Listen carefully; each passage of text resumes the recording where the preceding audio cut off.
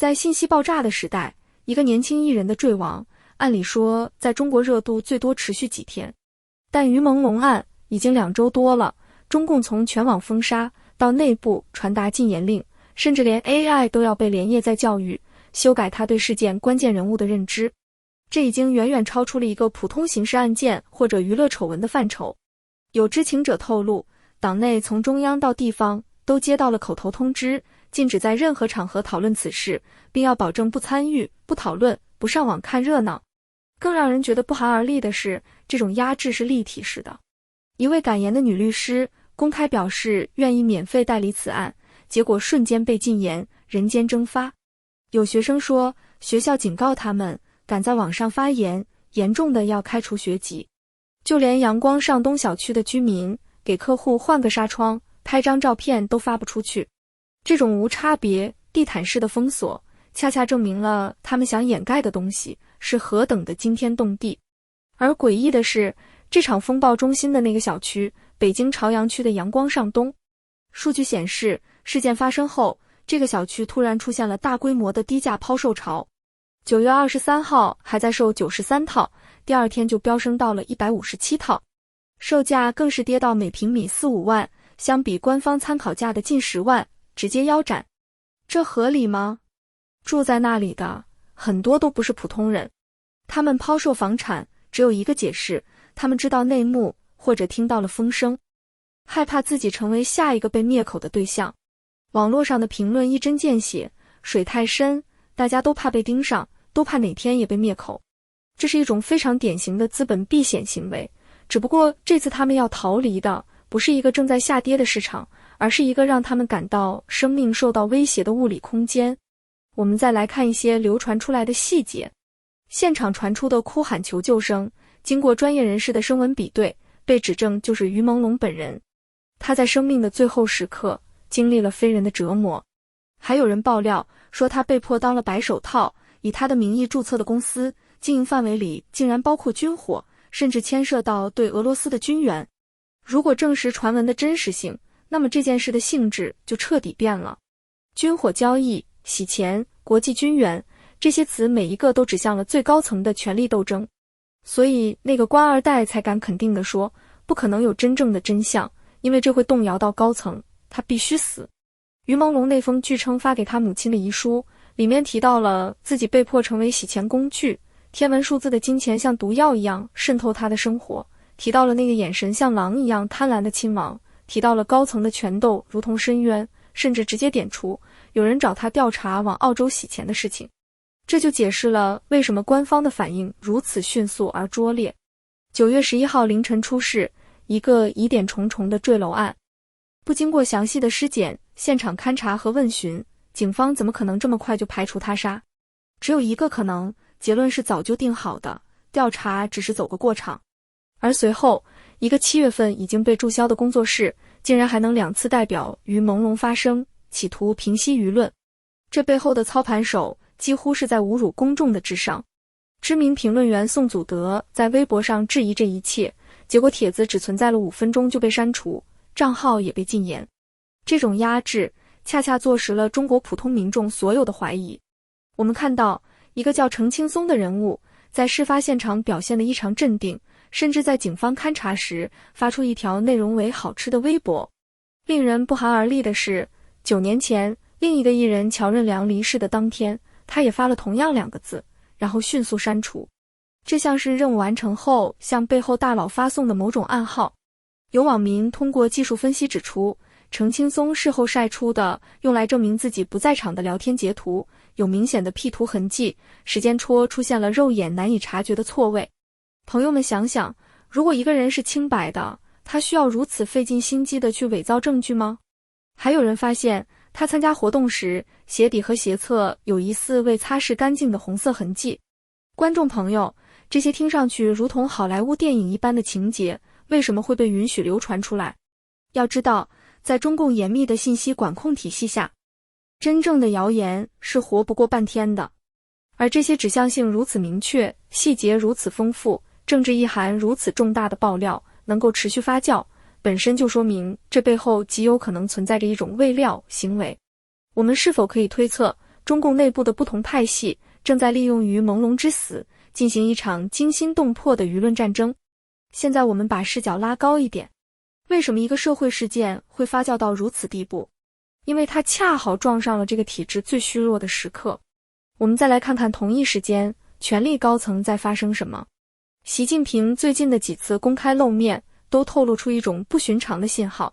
他去新疆参加自治区成立70周年的活动，新华社的报道标题竟然把中共中央、全国人大常委会、国务院、全国政协、中央军委致电祝贺放在了习近平的名字前面，这在过去是不可想象的。他接见新疆军区的司令和政委，这两个最重要的军事主官却双双缺席，这已经不是简单的巧合，而是军方对他的公然藐视。有消息甚至说，这是中央军委副主席张又侠直接下的命令，让当地主官不要去见他。央视的镜头更是充满了事故，直播习近平下飞机的画面，当他开始走下舷梯时，镜头突然切走，转向群众演员，等他完全落地后才切回来。但即便是这样，还是能看到他脚步踉跄不稳。而后面的王沪宁、蔡奇等人下飞机，镜头却全程跟拍。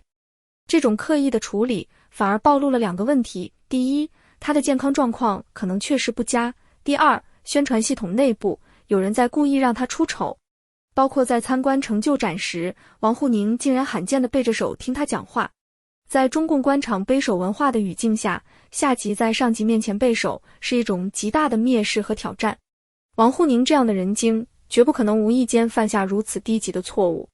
唯一的解释是，他这么做是故意为之，而且他知道自己这么做不会有任何严重的后果。这些细节都指向一个结论：习近平的权力正在被削弱，他正在退居二线，无论这是主动的还是被动的。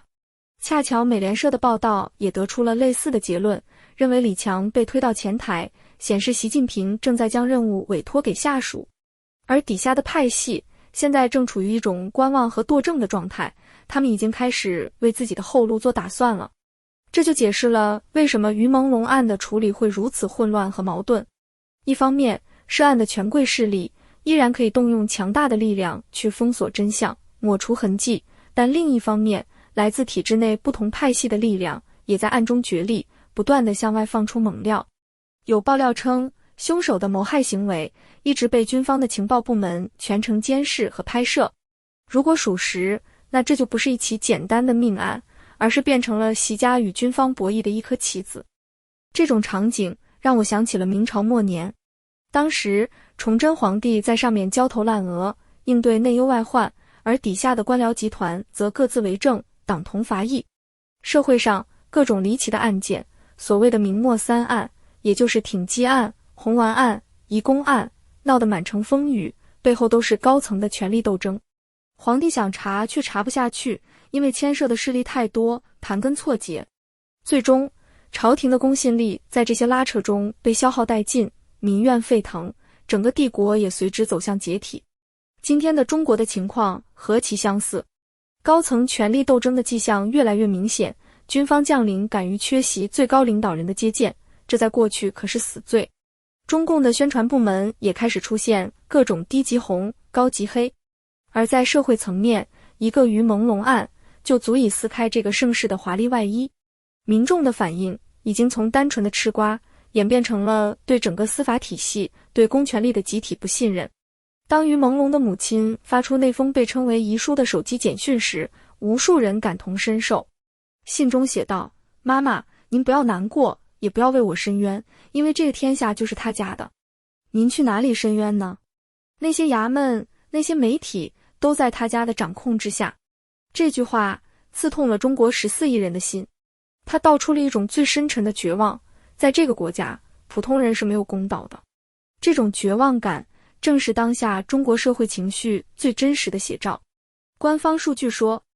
，16到24岁人群的失业率已经创下了修订统计口径以来的新高，大量的年轻人找不到工作，而官方的解决办法竟然是鼓励大学生去从事家政服务。从买不起房的焦虑到疫情后的觉醒，再到如今的彻底消极，中国年轻一代，尤其是年轻男性，正在主动放弃传统社会赋予他们的责任，结婚、生子、买房、奋斗。这是为什么呢？因为他们发现奋斗毫无意义。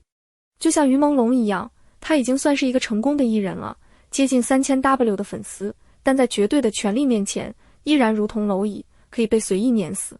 他的悲剧让无数年轻人看到了自己的天花板，这个天花板不是能力，不是财富，而是权力。这种全社会范围内的信心丧失，才是比任何经济数据滑坡都更为致命的。我们看到，中国现在的社会中充满了逃离、躺平、愤怒这3种情绪，虽然表现形式不同，但它们的内核是相通的，那就是对现有体制和未来前景的深度不信任。而中共当局应对这种局面的方式是什么呢？是发起一场所谓的整治恶意挑动负面情绪问题的专项行动。他们天真的以为，只要捂住人们的嘴，不让大家说出自己的痛苦和不满，负面情绪就会自动消失。这是一种何其愚蠢和傲慢的逻辑。这就像一个医生面对一个发高烧的病人，他的治疗方案不是去查明病因，对症下药，而是砸掉病人手上所有的温度计。这种做法除了自欺欺人，没有任何实际意义。因为负面情绪不是被挑动出来的，它是现实生活的产物。一个年轻人看到一个努力、善良、有才华的同龄人，仅仅因为拒绝了权贵的恩赐，就被虐杀，尸骨未寒，名字都要从他出演的作品中被抹去，仿佛他从未存在过一样。你让他如何能没有负面情绪？当重庆的一位民企老板投资8亿元建好的工厂，被当地政府一纸公文就抢走，转手送给竞争对手，你让他们如何对未来有信心呢？而海外的网友发起了全球联署，短短5天就接近3万人的目标。台湾的媒体、英国的 BBC 都在报道这件事，这说明中共围起来的墙已经圈不住所有的真相和愤怒。然而，一个国家的内部矛盾却需要靠外部世界来发声，这本身就是一种悲哀。现在，中共的宣传部门开始放出风声，要给于朦胧泼脏水，说他猥亵未成年人，伪造各种证据，企图将他污名化，从而合理化他的畏罪自尽。你看，这就是他们一贯的伎俩。当无法掩盖罪行时，就开始摧毁受害者的声誉。于朦胧的悲剧不仅仅是他个人的悲剧，他就像那颗划过夜空的流星，虽然短暂，却照亮了无边的黑暗。他用生命的代价，让无数人看清了中国这个强大国家光鲜外表下的丑陋与邪恶。事件最终会如何收场？也许不会有官方的真相，但民意的审判已经开始了。